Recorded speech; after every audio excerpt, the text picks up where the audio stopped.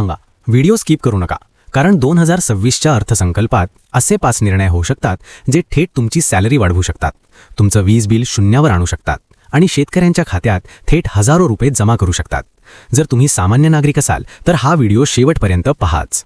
मित्रांनो, आजचा दिवस देशातील प्रत्येक सामान्य नागरिकासाठी, मध्यमवर्गीय कुटुंबांसाठी आणि विशेषतः शेतकरी बांधवांसाठी अत्यंत महत्त्वाचा ठरणार आहे. कारण आज सादर होणारा अर्थसंकल्प फक्त आकड्यांचा खेळ नसून तो तुमच्या आयुष्याशी थेट संबंधित निर्णय घेऊन येणार आहे. महागाईने आधीच सर्वसामान्यांचे कंबरडे मोडले आहे. रोजच्या गरजेच्या वस्तू महाग झाल्या आहेत, उत्पन्न तेवढेच आहे आणि बचत करणे दिवसेंदिवस कठीण होत चालले आहे. अशा परिस्थितीत हा अर्थसंकल्प दिलासा देणारा ठरेल का, हा प्रश्न प्रत्येकाच्या मनात आहे. 1 फेब्रुवारी 2026 देशाचे लक्ष या एका तारखेकडे लागले आहे. अर्थमंत्री आगामी अर्थसंकल्प संसदेत मांडणार आहेत. निवडणुकीचे वातावरण, वाढती महागाई, बेरोजगारी आणि ग्रामीण भागातील अडचणी पाहता यावेळी सरकार सर्वसामान्यांच्या खिशाला थेट फायदा होईल असे निर्णय घेण्याची शक्यता व्यक्त केली जात आहे. सूत्रांकडून मिळणाऱ्या माहितीनुसार मध्यमवर्गीय, शेतकरी, नोकरदार, विद्यार्थी आणि ज्येष्ठ नागरिक यांच्यासाठी काही मोठ्या घोषणा होऊ शकतात. या अर्थसंकल्पात शेतकऱ्यांसाठी सर्वात मोठी आणि महत्त्वाची घोषणा कोणती असू शकते याकडे सर्वांचे लक्ष आहे.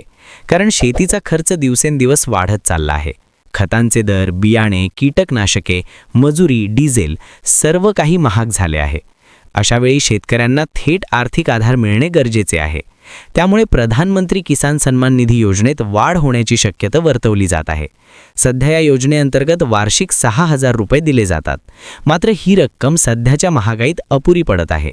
त्यामुळे ही रक्कम 9,000 रुपये करण्याचा सरकार विचार करत असल्याची चर्चा आहे.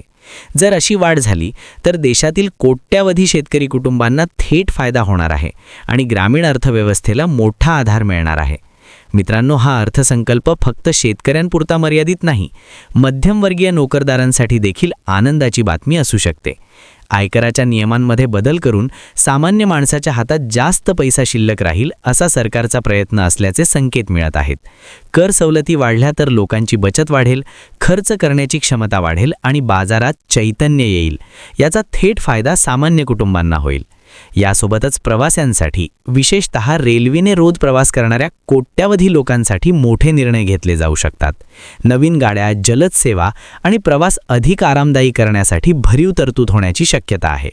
ग्रामीण आणि शहरी भाग जोडण्यासाठी रेल्वे पायाभूत सुविधांवर मोठा खर्च केला जाऊ शकतो.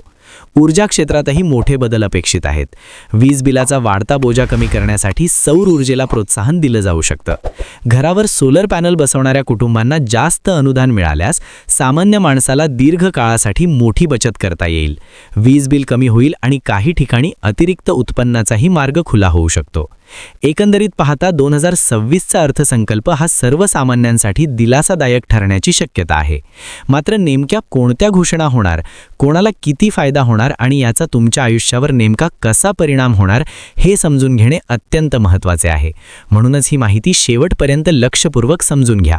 जर तुम्हाला अशीच महत्त्वाची, उपयुक्त आणि तुमच्या आयुष्याशी थेट संबंधित माहिती हवी असेल तर हा व्हिडिओ शेवटपर्यंत पहा, मित्रांना शेअर करा आणि पुढील भाग नक्की पहा. पुढील भागात आपण उर्वरित मोठ्या घोषणांबद्दल सविस्तर माहिती घेणार आहोत. मित्रांनो, आपण पहिल्या भागात पाहिलं की 2026चा अर्थसंकल्प शेतकरी आणि मध्यमवर्गीयांसाठी किती महत्त्वाचा ठरू शकतो.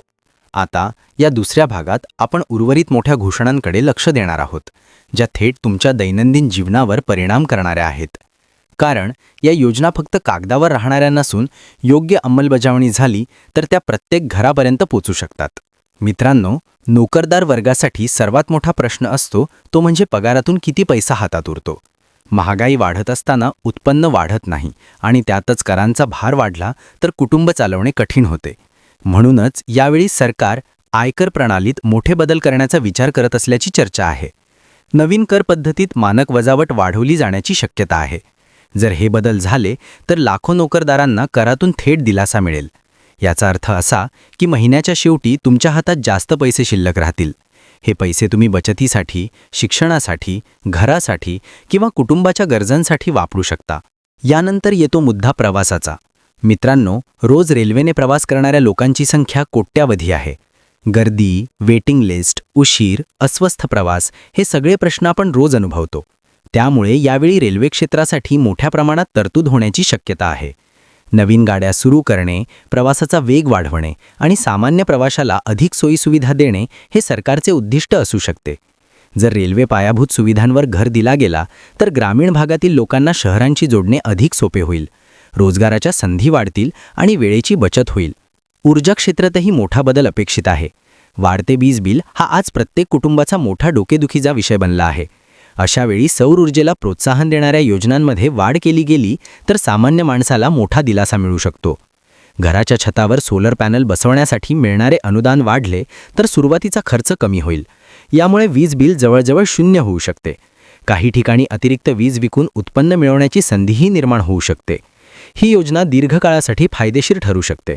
आता सर्वात संवेदनशील विषय म्हणजे आरोग्य.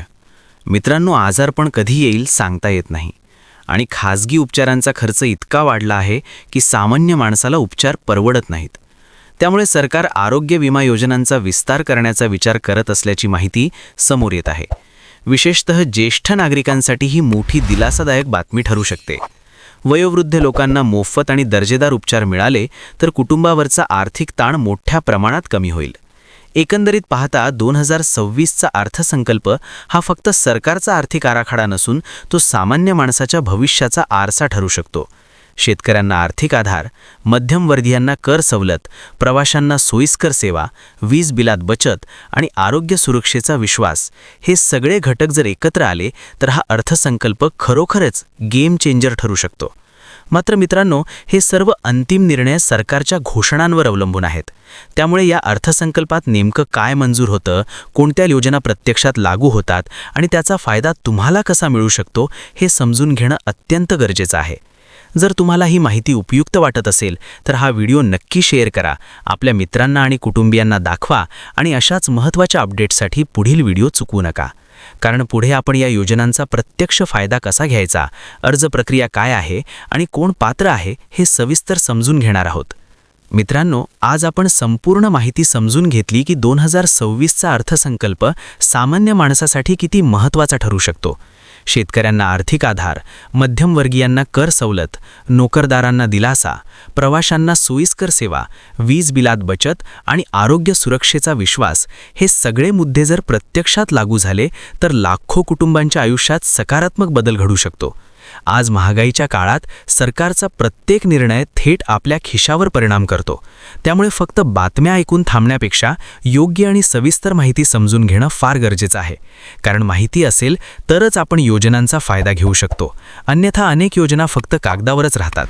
मित्रांनो, सरकार नेमकं काय निर्णय घेणार आहे, कोण पात्र आहे, अर्ज कसा करायचा आणि प्रत्यक्ष फायदा कधी व कसा मिळणार, ही सगळी माहिती आम्ही तुमच्यापर्यंत सोप्या आणि स्पष्ट भाषेत पोहोचवण्याचा प्रयत्न करतो.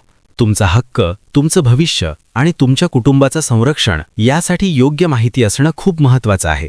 जर तुम्हाला अशीच महत्त्वाची, विश्वासार्ह आणि उपयोगी माहिती हवी असेल तर आत्ताच PM सेवा मराठीला सबस्क्राईब करा. हा व्हिडिओ लाईक करा, कारण एक लाईक आमच्यासाठी मोठा आधार आहे. आणि ही माहिती जास्तीत जास्त लोकांपर्यंत पोहोचण्यासाठी व्हिडिओ शेअर करा.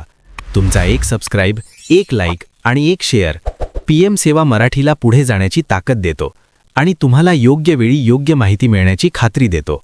मित्रांनो, पुढच्या व्हिडिओमध्ये आपण पाहणार आहोत या योजनांचा प्रत्यक्ष फायदा कसा घ्यायचा, कोण पात्र आहे आणि कोण नाही, अर्ज प्रक्रिया आणि आवश्यक कागदपत्रे कोणती. तोपर्यंत काळजी घ्या, माहितीमध्ये पुढे राहा आणि PM सेवा मराठी सोबत जोडलेले राहा. धन्यवाद.